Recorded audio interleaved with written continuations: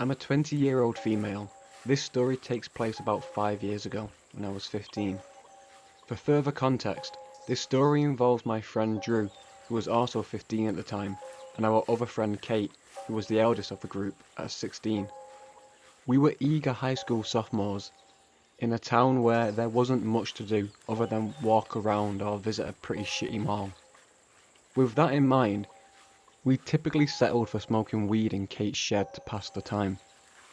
After these sessions, I would normally spend the night at Kate's house, and Drew would just sneak over as he lived a pretty walkable distance away. On this night in question, Kate and I decided to go to a nearby park to smoke some weed and chill out on the swing set. We called Drew and asked him to meet us there. It was around 2:30 in the morning when Kate and I clumsily climbed out of her bedroom window and into her backyard. We fumbled around with the keys to her garden gate for a while and then made our way to the park. The park was about a 10 minutes walk away from Kate's house, and so we arrived first and had to wait for Drew. We started smoking once Drew arrived, and just for a side note, Kate had brought a bag in which we all collectively dumped our goods: cell phones, wallets, pepper spray for self-defense, etc. At this point we were pretty high, and we made our way for the swings inside the playground, leaving the bag on top of a hill. The night was pretty uneventful, up until the point where we saw 3 older people approaching the park. They were 2 women walking next to a man riding a bike.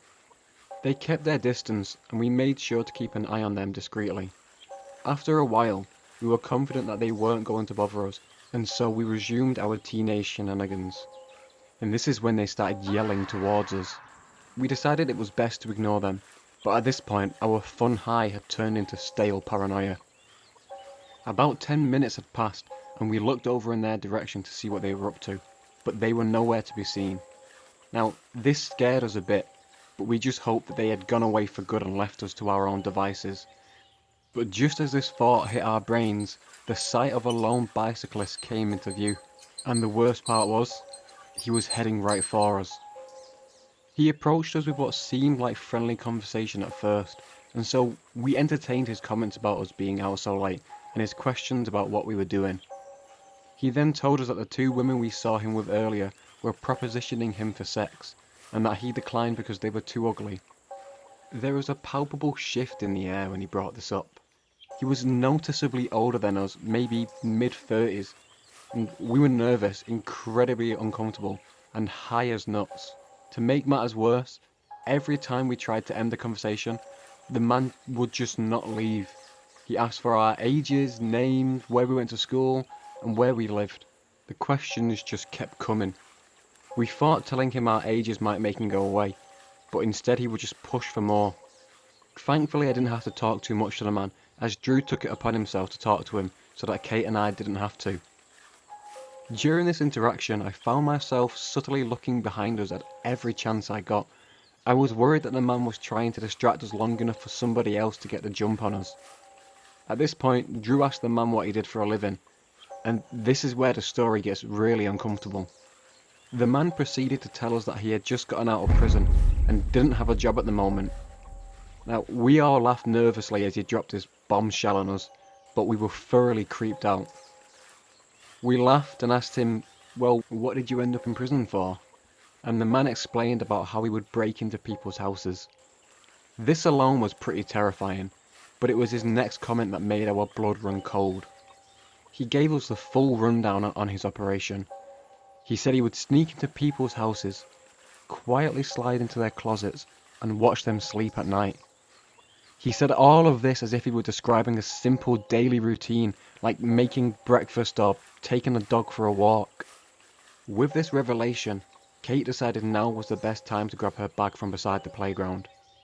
When she returned to us, she mustered up all of her courage and sternly told the man to leave us the fuck alone.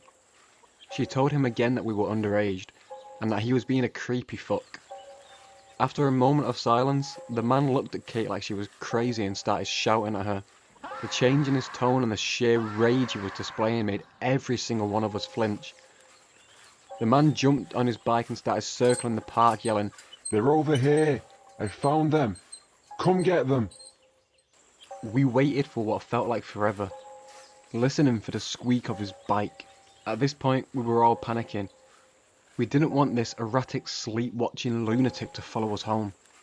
And mostly, Kate and I felt awful for Drew, as he had walked here all by himself, and he insisted on making his way back home the same way he came, alone.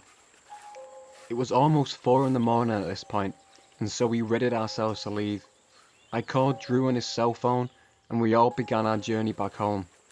At first, Kate and I were walking cautiously through the dark, being as quiet as possible and constantly checking our surroundings. And suddenly we heard the squeak of the creepy man's bike wheels coming from behind us.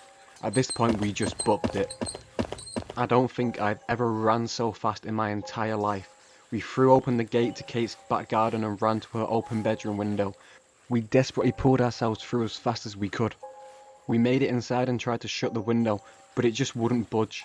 Kate resigned, she was out of breath, and just suggested that we leave it open for the night.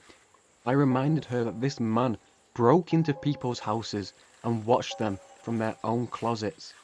Now, this was enough for both of us to find the willpower to pull the window shut and finally lock it.